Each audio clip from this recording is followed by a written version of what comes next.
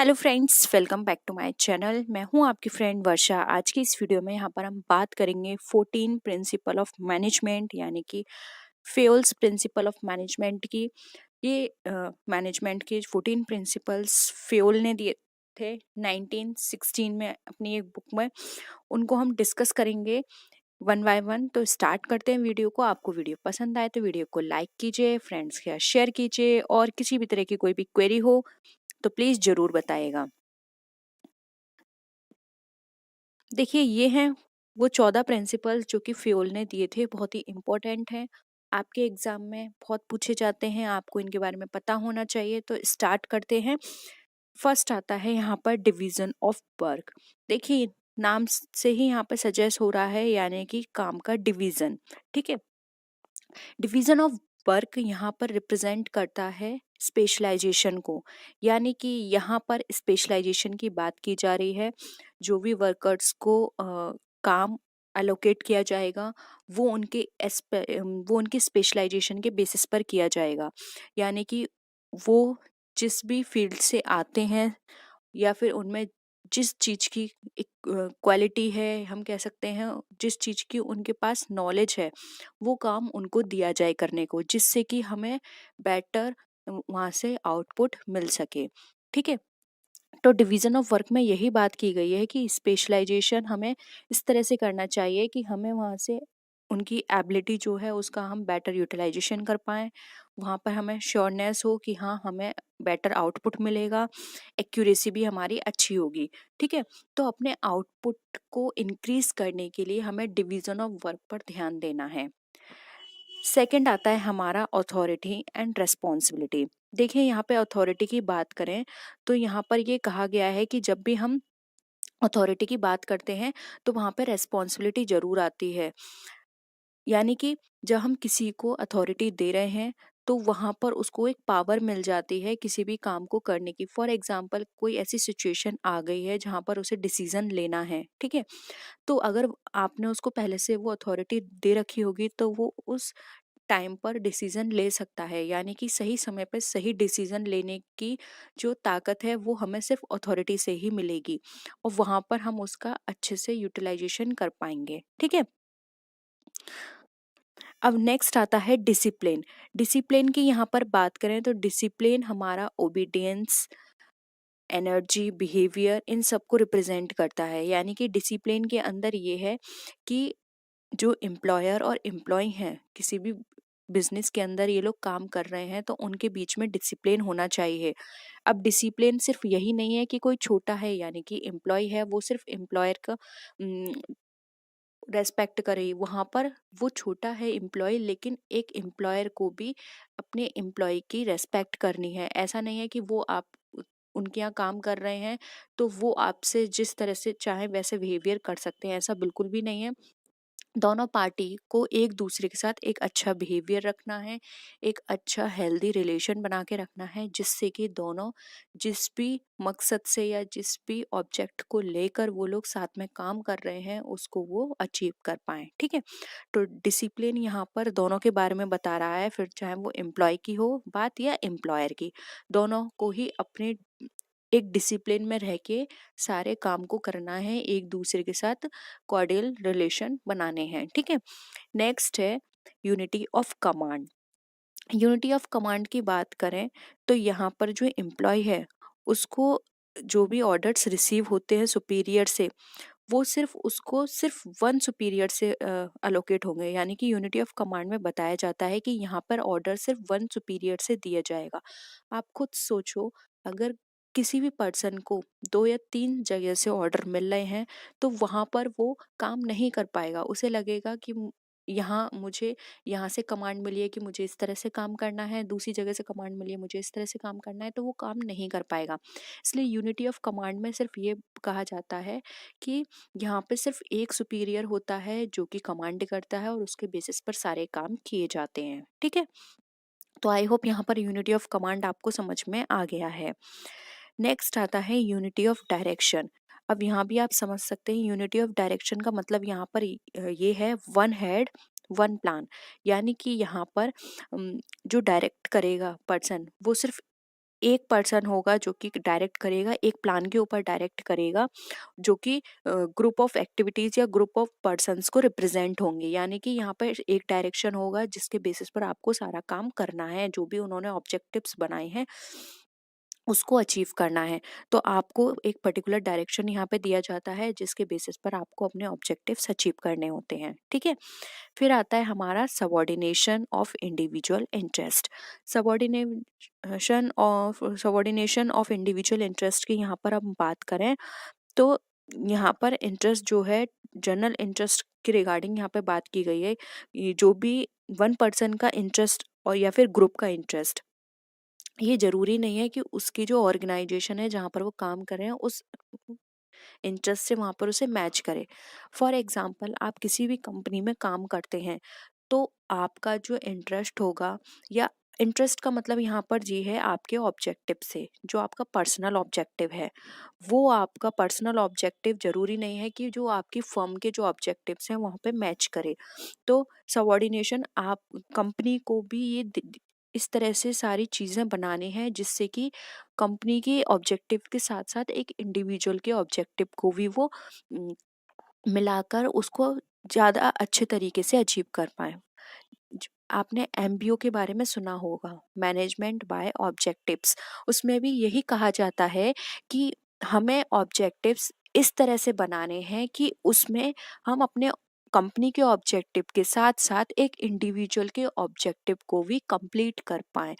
यानी कि for example, आपने अपनी कंपनी में ये ऑब्जेक्ट बनाया कि हमें 2 साल में अपनी कंपनी का प्रॉफिट इतना लेकर आना है, या फिर 5 साल में अपनी कंपनी का प्रॉफिट इतना लेकर आना है।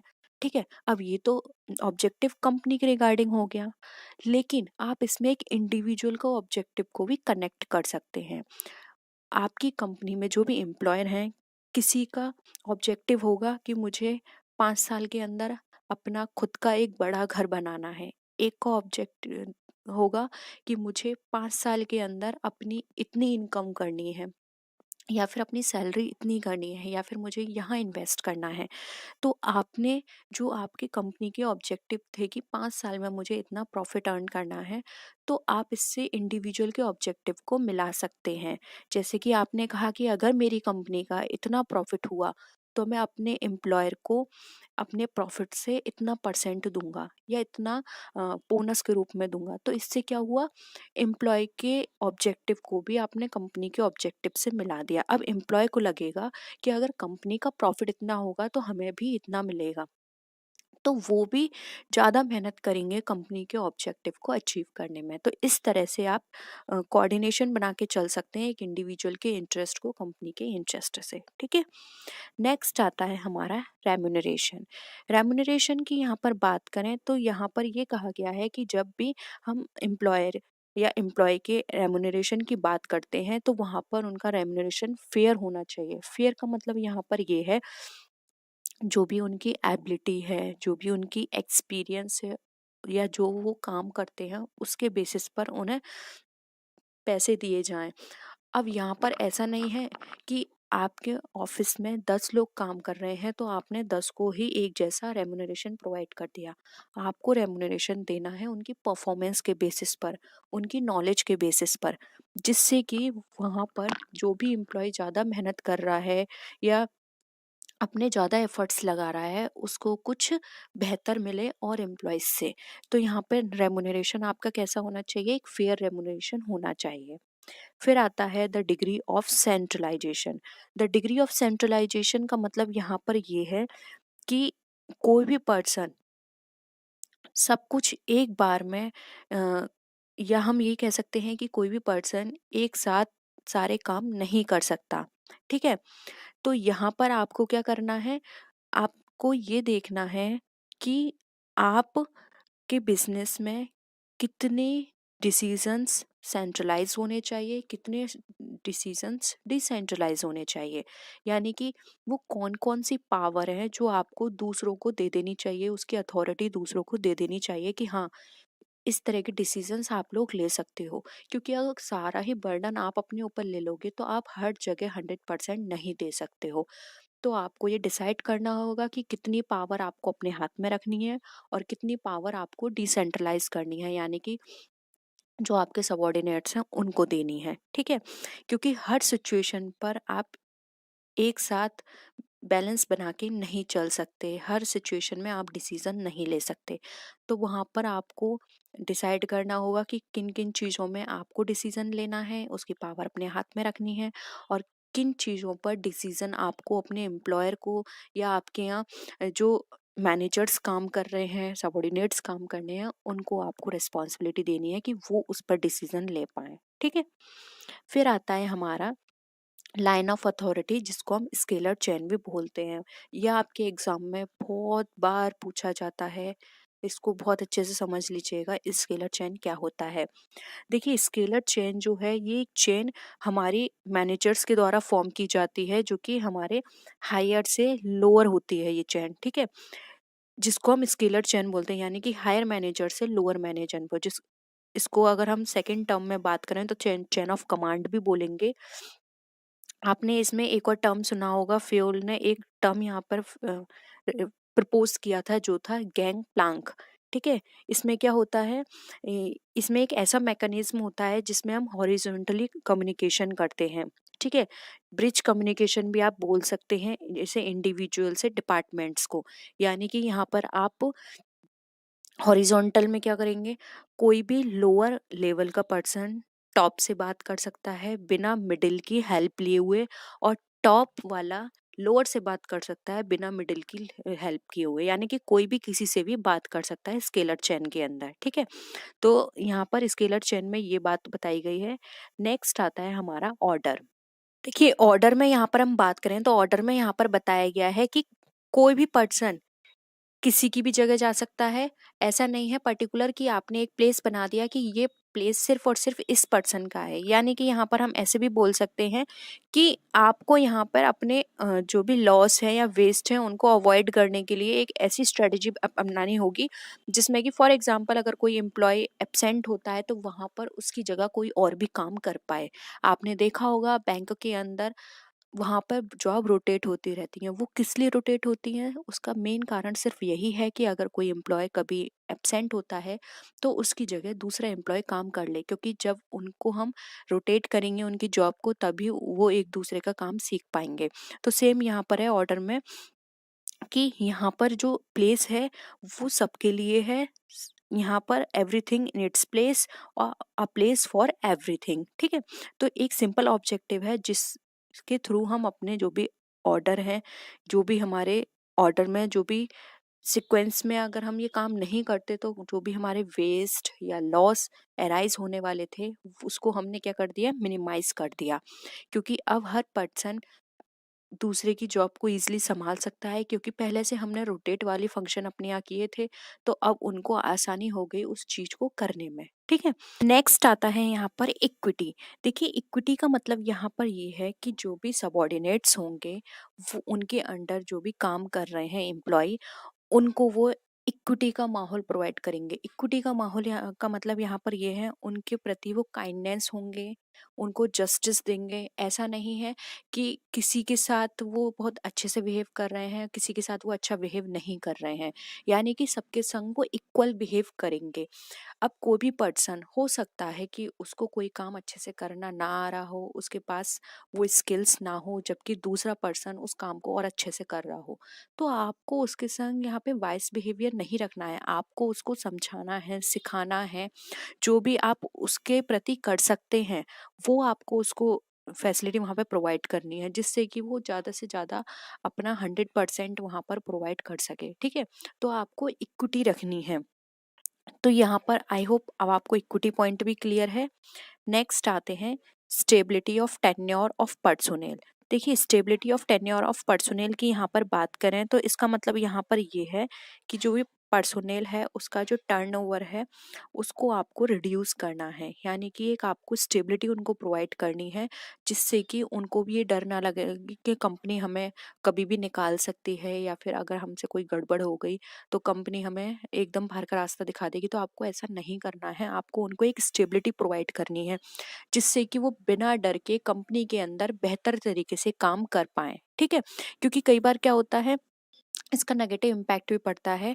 पर्सनल को लगता है कि ये कंपनी हमारी सगी नहीं है, ये जब चाहे हमको कंपनी से बाहर निकाल सकती है, तो वो अपना उस तरह से 100% नहीं दे पाएँगे, क्योंकि खुद को भी वो कंपनी को अपनी कंपनी ना समझकर एक वर्कर की तरह वहाँ काम करेंगे। आप जब उनको अच्छा माहौल प्रोवाइड करेंगे, तो वो भी कोशिश करेंगे कि वो और भी बेहतर तरीके से कंपनी के लिए काम कर पाएँ, ठीक है? तो आपको वहाँ पर क्या करना है, एक स्टेबिलिटी उनकी प्रोवाइड करनी है, एक टेन्योर उनका फिक्स करना है कि आपको इतना टाइम तक तो यहाँ पे काम करना ही है, कंपनी आपको कभी भी नहीं निकालेगी, और अगर निकालती है तो उसकी कंडीशंस भी बना देनी है कि अगर ये कंडीशंस हुई तो हम आपको निकाल सकते हैं, और आपको निकालेंगे तो उससे 1 या 2 महीने पहले आपको हम बता देंगे। तो इस तरह की आप कंडीशंस रखोगे तो इससे भी वर्कर को बहुत फ़ायदा मिलेगा, ठीक है? इसके बाद आता है आपका इनिशिएटिव। इनिशिएटिव की यहाँ पर हम बात करें तो यहाँ पर ये कहा गया है कि जो प्यूपिल हैं या लोग हैं उनको आपको अलाउ करना है कि वो यहाँ पे खुद से इनिशिएटिव लें काम करने का। फॉर एग्जाम्पल, अगर आपकी कंपनी के अंदर 4 तरह के लोग हैं, ठीक है? आप हमेशा उनको जो काम देते हैं वो काम करके आपको दे देते हैं। लेकिन अगर आपने इस तरह की फैसिलिटी उन्हें प्रोवाइड करी होगी कि नहीं, आप खुद से अगर आकर कहें कि हमें ये काम करना है, हम ये काम और बेटर तरीके से कर सकते हैं, तो इससे आपका ही फ़ायदा होगा, आप अच्छा आउटपुट उनसे ले सकते हैं। तो आपको क्या है, इनिशिएटिव वाली फैसिलिटी या फ्रीडम उनको प्रोवाइड करनी है, जिससे कि आपको ज़्यादा से ज़्यादा बेनिफिट मिल पाए, ठीक है? एक मैनेजर को ये परमिट करना होगा अपने एम्प्लॉय को कि वो चाहे जहाँ भी उसको लगता है कि हाँ, वो ये काम बेटर तरीके से कर सकता है, जो उसको कमांड दी जा रही है उस लेकिन वो और भी अच्छी तरीके से कर सकता है, तो वो खुद आके इनिशिएटिव लेकर उस काम को करे, ठीक है? तो इस तरह की चीज़ें आपको प्रोवाइड करनी है उन्हें, ठीक है? फिर है एस्पिरिट दे कॉर्प्स, जिसको हम टीम स्पिरिट भी बोलते हैं। टीम स्पिरिट का मतलब यहाँ पर यूनिटी से है कि कोई भी काम आप करते हो तो आपको पता है स्ट्रेंथ में काफ़ी दम होता है, और स्ट्रेंथ अगर आपके पास है किसी भी चीज़ को करने की, तो वो काम आपका और भी बेहतर तरीके से होता है। आपने वो बचपन में कहानी पढ़ी होगी, अ, एक आदमी था, उसके 2 बच्चे थे, उसने एक को एक लकड़ी दी, वो दोनों ने तोड़ दी, फिर बाद में उसने लकड़ी का दोनों को गट्ठर दिया कि अब आप इसको तोड़ के दिखाओ, तो वो उसको नहीं तोड़ पाए। तो ये उसको उनको देने का क्या मतलब था ये?